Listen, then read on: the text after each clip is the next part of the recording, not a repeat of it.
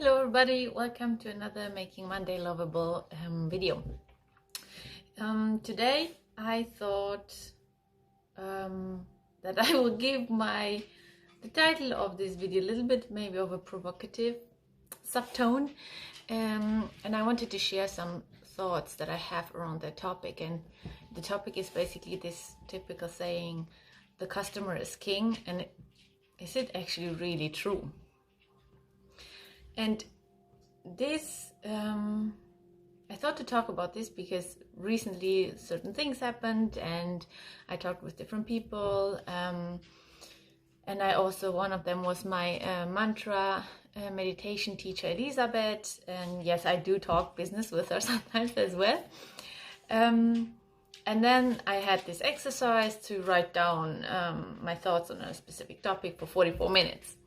And then this was one of the things that came up, this saying, the customer is king, and what I actually feel and think about it. Because generally I think it is, and because it's such a tricky topic, I put notes. I will look down a little bit on my notes. I haven't done that since a while. Why I think it's a little bit tricky is because it is very customer centered. It doesn't really reflect or give any idea about the person or the instance behind the service or the product. It's just focused on the customer is king no matter what, basically. This is usually the context I hear this saying as well. So from my experience, having my own business and being in a service oriented interaction with my customers and clients, I know that if I don't really love what I do, or generally in life as well, if I don't really love and enjoy what I do, I won't do it properly. I won't be able to, whatever comes out of me, be it in an interaction with a person or delivering a service, an illustration in my case, it will not be the best that I can come up with. But I know that I built my life and my career around something that I love. It is science and art. So for me, this love and joy around this topic is always there. So I know that when I draw and illustrate something, I have a lot of fun and I enjoy it and learn a lot of things. So this joy and this love that I have in that moment when I do this illustration basically transfers to the illustration, and that also transfers to my customer. Also, when we interact, they usually know and can perceive how I feel about the whole procedure. So this basically will like spread throughout the whole, from getting contacted, talking, illustrating, delivering, refining, delivering.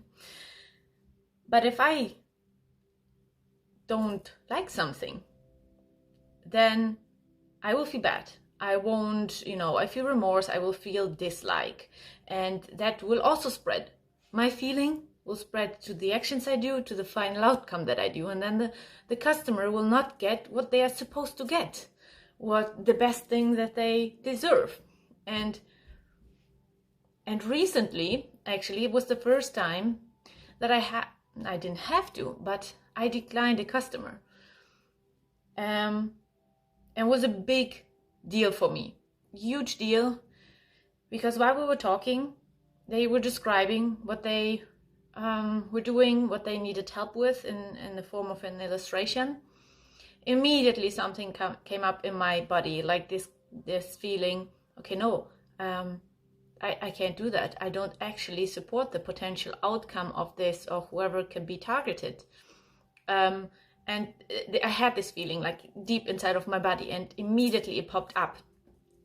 And I knew if I would continue doing this illustration for my customers, I would feel bad. I wouldn't like it. I wouldn't enjoy it. I would feel all this negative energy would go again into this product that I do, and that would be going to my customers. So my customer wouldn't get the best that they could, that they deserve. So I actually told them that I can do it technically, but I don't want to, because it collides with certain ethical and moral values that I have.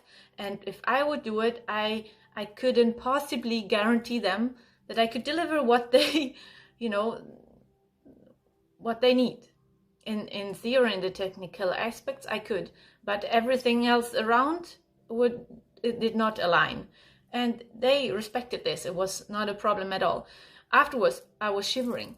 I was really, really like, it was a big deal for me to tell to a stranger, okay, these are my views, my how I see the world and how I see, my ethical and moral values, and they don't align, so I have to decline. And it was like, I declined getting money in, basically. But I knew I couldn't do it. And I referred them to another person because I thought they deserve better. They deserve better what I can deliver them, and I don't want to stand in their way. So I told them to go to another person that I know. So now, if we look, for example, at big corporations, all kinds of, global entities, let's say in the food industry or in the clothing industry, there are certain people that realize, okay, I don't want to support them anymore because they exploit and use other people. They do things that I don't align with, I don't agree with. There is a person that says like, no, I'm not gonna buy this frozen cake from the supermarket chain, buy that from that brand. I'd rather go to the bakery where somebody home bakes it. I pay a bit more, but I know they have certain values. They use certain ingredients. The clothing industry. There's people that don't buy the sweaters at bigger like brands or like this chains anymore, just because they know, okay, they're exploiting other people in third world countries, for example. So they go to the person that dyes their own wool and knits their own sweaters, and they buy these sweaters there because it aligns with them. So with their values and what they feel, what they think is right. So this kind of connection is super important, is super essential. And recently I talked to a friend of mine, she's an artist, she's painting, illustrating. She said, and she's doing fan art as well, she said, the best work that is like, ripped apart basically on conventions is the one that she has done originally for her brother. She put a lot of love in it. So a lot of like joy and all these feelings. And people on conventions, they want this. They want the print of that painting. So this spreads. So what does this mean now? This means that the purpose, the thoughts, the feeling, the love, the heart, everything behind whoever is giving a service is essential. It's super important for the customer to be king. It's not the customer that's first. It's first the person that's doing whatever they're doing.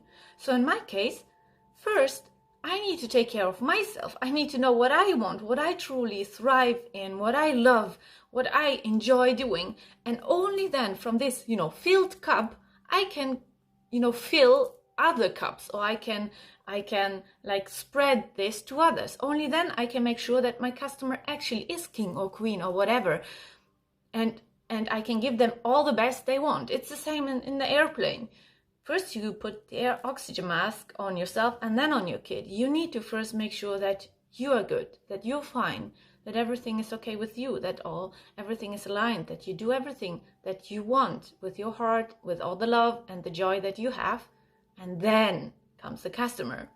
So now, that's not egoistic at all, because if you don't take care of yourself, you can't serve your customer. So actually, it's egoistic to not take care of yourself and your needs and your wants and your wishes, because you won't be able to serve the world, your family, your friends, your customers, whatever. You won't be able to serve them if it doesn't come from this, deep love and heart space and joy that you have. So yeah, so it's actually the opposite of egoism, usually what is told to be egoistic. And these were my thoughts, why I think it's tricky to say the customer is king. It depends on all these things that I shared with you now. And yeah, I think that's it for now, almost 10 minutes.